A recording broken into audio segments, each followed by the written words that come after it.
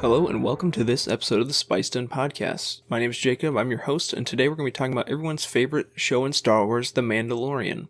Before we get into that though, just our quick news section. This week is the 40th anniversary of Empire Strikes Back. That'll be May 21st, a Thursday. So go ahead, make sure you're watching Empire Strikes Back for the day. Some cool stuff they have over on StarWars.com in honor of the anniversary. You can see like some behind the scenes footage. They got some Ralph McQuarrie concept art, which I always love. So go check out that. Hopefully there might be some other cool announcements coming up. But yeah, big date there.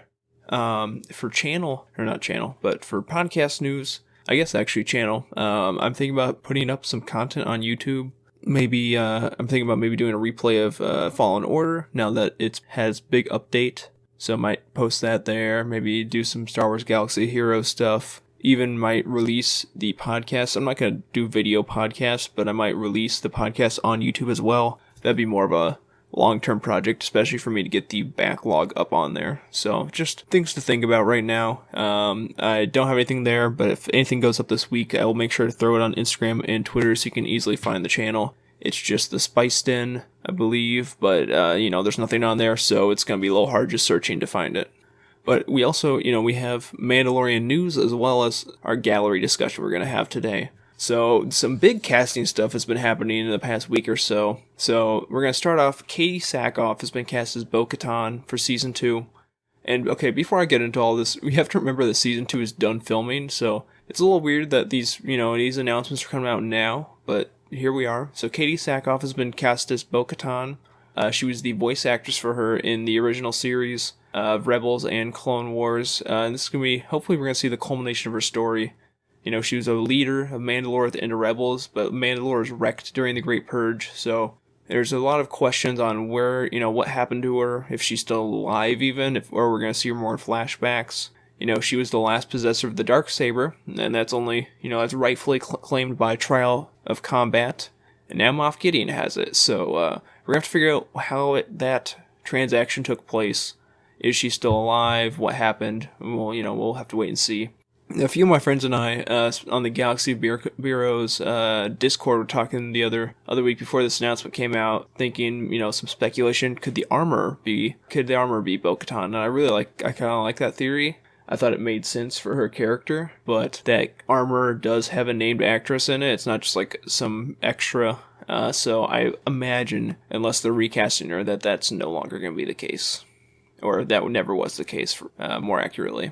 The other one, this is not new, but I figured we should touch on it, was Rosario Dawson as Ahsoka. It's been out for a few months now, I feel like. The last time we saw Ahsoka, remember, she and Sabine were heading to find Ezra. And Ahsoka's going to be about 45 years old, or at least she was at the time of Season 1. We'll see if there's a time jump into Season 2. We'll have to wait and see. Will Sabine be there as well? She is a Mandalorian, and will be about 30, so it makes sense for the series. And there has been the rumored Rebels sequel series, so is this going to play into that at all? We'll have to wait and see. I think Sabine makes a lot of sense in the show. I would be kind of shocked if we didn't have her in some form. Next is this is another new one. Tamara Morrison is Boba/Rex. So this one was a little weird. So okay, he plays Jango in Episode 2. Tamara Morrison, that's the same actor who played Jango Fett in Episode 2. But Boba Fett / potentially Captain Rex is weird. So is Boba Fett even really alive? I mean, in the books it's implied no. So in the Aftermath trilogy, we see some vignette chapters. There's a self-appointed basically sheriff in Tatooine. His name's Cobb Vanth, and he acquired some Mandalorian armors from some Jawas. And it's, you're led to believe that it was probably Boba Fett's armor that was recovered and salvaged, but who knows? I guess Boba Fett could have escaped without his armor, or with it, or something. He got separated from it. We're not really sure. At the end of the in Mandalorian Chapter 5, a lot of fans speculated there was it was after the credits, you see Fennec Shan's body, and you see some boots come up with the spur sound effect. Similar to Boba Fett had spur sound effects in the original trilogy. So a lot of people at that time when the episode came out thought it could be him. But I was never really convinced again with the Aftermath books. But as far as him potentially could be playing Rex, Rex is kind of, it was a retcon, but Rex is on Endor. He's part of the crew busting down the shield bunker. So you can see about where he would be then. That was 4 years before, Battle of Endor was 4 years before Season 1. Of course, there's the rapid aging of clones, but that'll give you kind of a more close approximation of how old he is at that time. Because, I mean, realistically, in real time, he'd be like 30-something years old, but obviously it doesn't look like it. Boba would be 41 at the time of Season 1 again. And although he ages normally, in the old canon, something that happened with him is all the clones had deterioration, they're aging, of course they're aging acceleratedly, but they had some basically their bodies were deteriorating towards the end of life, and he had that issue, but it was just delayed because he had a normal aging cycle. So they could bring that back maybe. I thought it was an interesting part of his character in the books. Definitely came out in the Legacy of the Force series. But that's something to consider as well. I think this could be a red herring. It's so weird because going into Season 1, they didn't tell us anything. They kept so much under wraps. The only thing we knew was that Pedro Pascal was playing the Mandalorian. We didn't know the Mandalorian's name. He accidentally said it in an interview, but we didn't know his name. We didn't know Baby Yoda was going to be a thing. We knew so little, and the fact that they keep bringing out these casting announcements, especially after the filming wrapped, is so weird to me. So I'm not going. I trust Jon Favreau, and I trust Dave Filoni and everyone involved that they're not just going to be dropping bombs like this in press releases. I think there's something more to this. Then there are 2 more casting announcements I saw.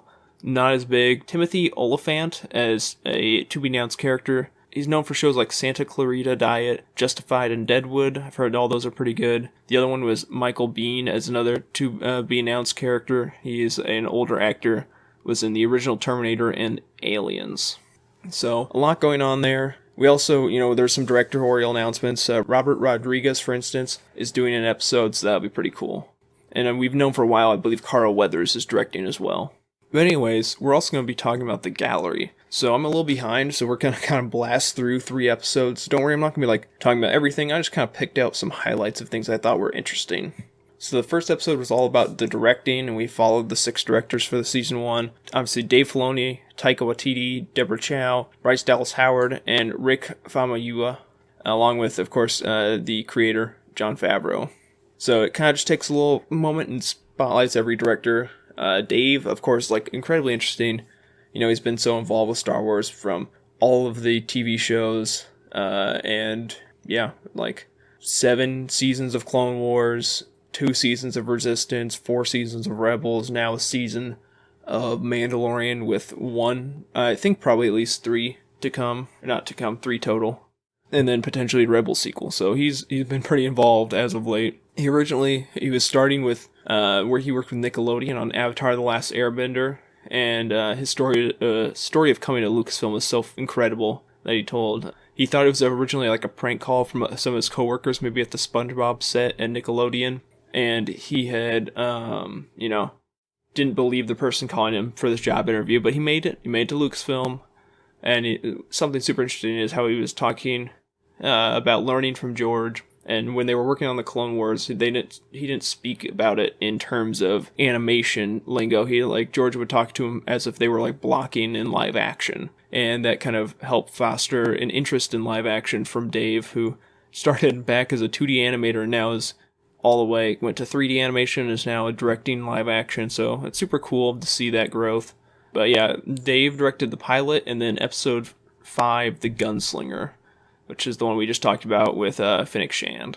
All the other directors had moments to little features of how they discussed Dave and his love of knowledge of the Star Wars world, and I thought that was super cool that we got to see that. But next is Deborah Chow. She's going to be heading up the Kenobi series, so keep an eye out for that. I also posted on Instagram, I think a week or 2 ago now, one of the, there's a really poignant quote from her. It's much longer in the episode, but I did a little condensed version that I thought was super touching and just really understands, I think, the world and how it should feel. So go check that out on Instagram. But John introduced her saying that she was incredibly efficient with her shooting, and just as a warrior on the set. And also apparently she's an expert in directing action, which I think obviously translates really well to what we're doing here. She got her big start with Mr. Robot, and on The Mandalorian, she directed Chapter 3, The Sin, which is where Mando goes to deliver Baby Yoda at first, and Chapter 7, Reckoning, the penultimate episode where the team all comes together to Navarro.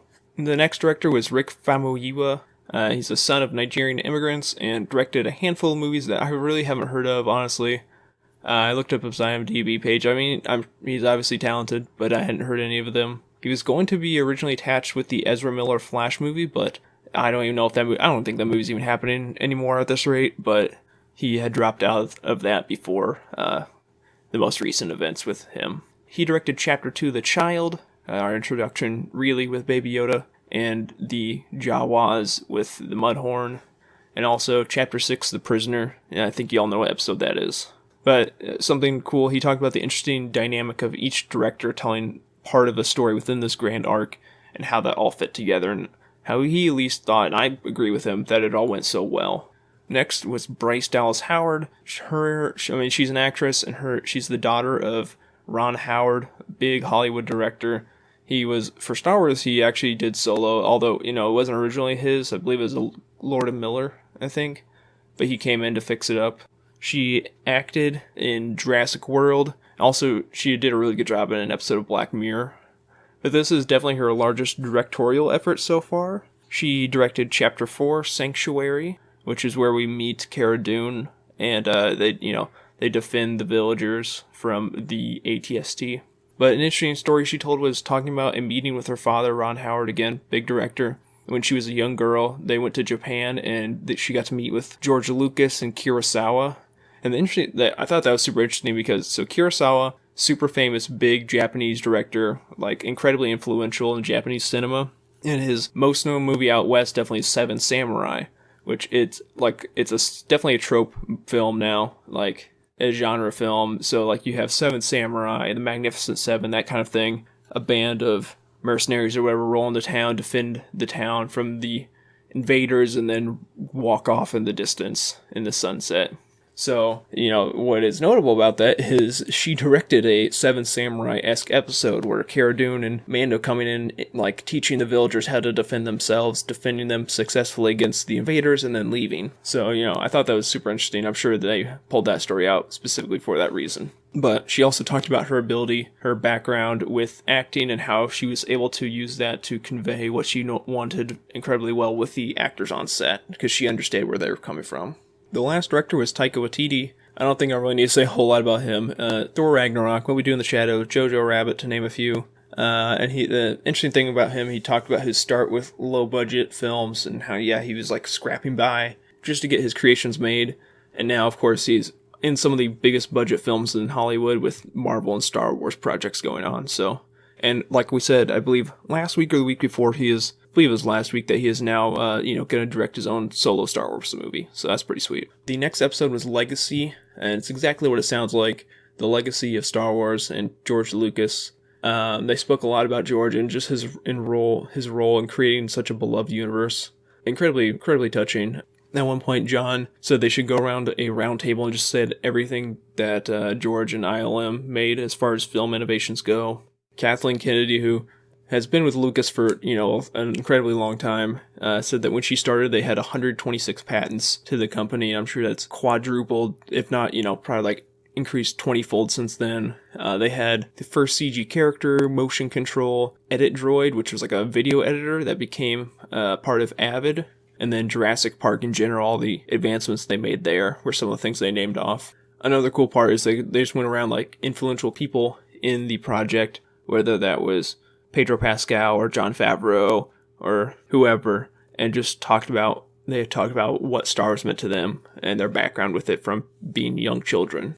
And one of the coolest things definitely come out of this, if you've seen anything Star Wars, if your Facebook feed is like mine where Star Wars just pops up, you would have seen this. It's the Duel of the Fates conversation with Dave Filoni, which was incredibly interesting. He just broke down the themes and the intent behind Duel of the Fates, the fight with Darth Maul, Qui-Gon, and Obi-Wan, and how that is the fate, not only of the fate of the battle, but the fate of Anakin, and how is he going to be raised, and what is he going to become, and tying that all the way into his familial relation with Luke, and his, final heroic act in Return of the Jedi. Incredibly interesting. If you haven't watched it and you're listening to this for some reason, go watch it. It's like the last 5 minutes, and it's I think it's incredibly poignant, and it just goes to show you how well Dave Filoni understands this world.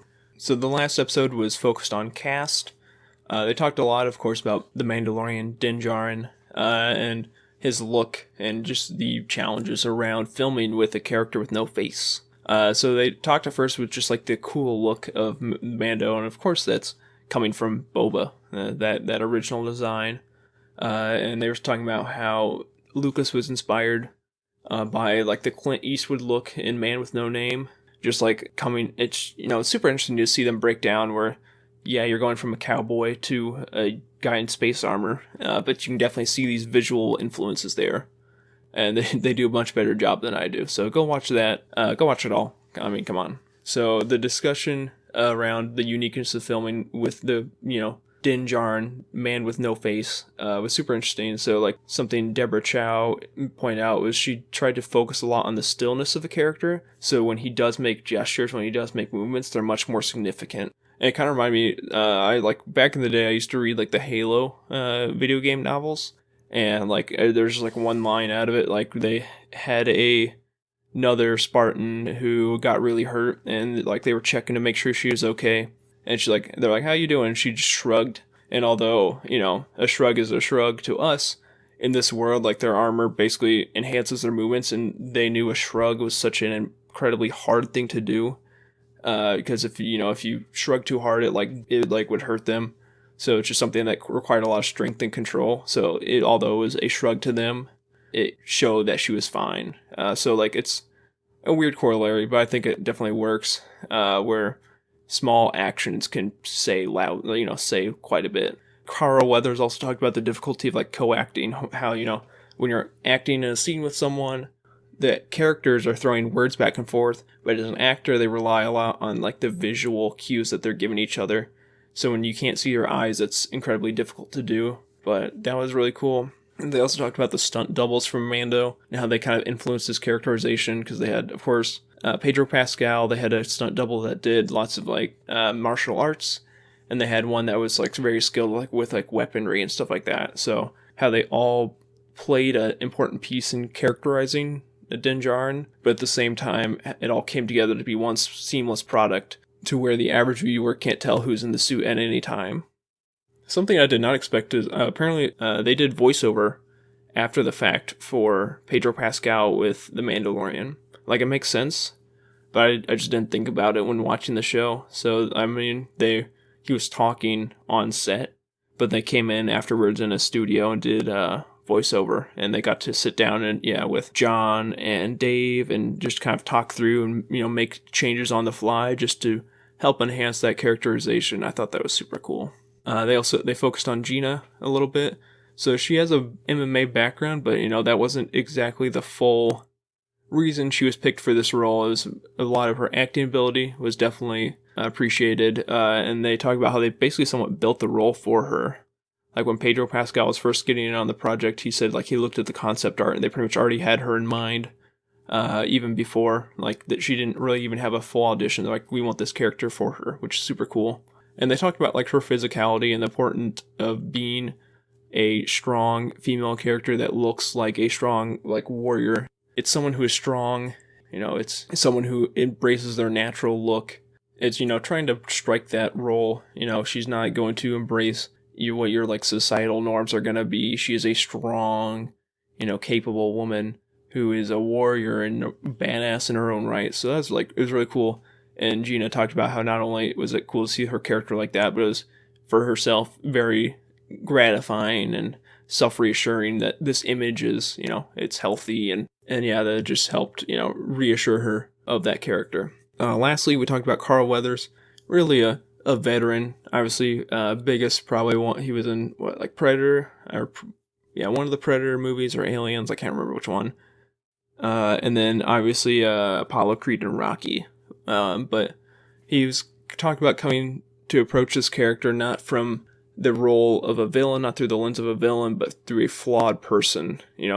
If you act just like I am the bad guy, that's kind of, it's two-dimensional, it's flat, it's boring. He tried to approach it from, this is a person, they don't mean to be bad, they have temptations, they have desires, this is how they got to this point, but they're still, they're not without redeeming qualities. So that was really cool. And something really interesting, apparently Grief was supposed to be a one-off character. He's going to, show up in episode 1 to be introduced and give Mando the bounty. And then in episode 3, when Mando returns him, he was, when he got shot on the Razor Crest, that was it. He wasn't supposed to be saved by the slab of Beskar. He's supposed to be dead. But, when they were getting, screen tests and everything and, talking more with Carl, they realized they definitely wanted him to be more just than just those 2 episodes. He's also supposed to be an alien with, a prosthetic mask on. They're like, well, if we're going to have him in all of it, we have this big-name actor, we should, just let him be him. So rip to Nick Nolte, I guess, not big enough, to make that difference. Yeah, so he went from being a 2-episode character to, now a recurring, main character who's coming back for season 2 at least, so definitely really cool to see that. But yeah, I love the first 3 episodes of The Gallery in total. There's 5 more to go, and we'll, of course, be talking about all those. Something I want to see more, definitely want to see an episode focusing on practical effects, and what that meant to the Mandalorian. I'm sure we get tons of Baby Yoda, which would make everyone happy. And then another thing I want to see Werner Herzog come in and talk in the round table. Because, he's a legend in the film industry, somewhat like as much as Carl Weathers is a veteran, Werner Herzog obviously much more so. So I'd love to see someone who is outside the world of Star Wars more, and, someone that's just been widely respected in the film industry come and talk about their process. I think that'd be a really good addition to the show. But with all that said, thanks for listening to me today. Like I said earlier, I think I'm going to try and put some YouTube stuff up maybe in the next 2 weeks. I don't think I'll ever have a formal schedule for that, but we'll definitely be up on Twitter and Instagram so you can help find it easier. But yeah, if you liked what you heard, you can follow me on those platforms at SpicedInPod on both. You can support me on Patreon, and of course, thanks to Graham Bull for our music, and as always, may the Force be with you.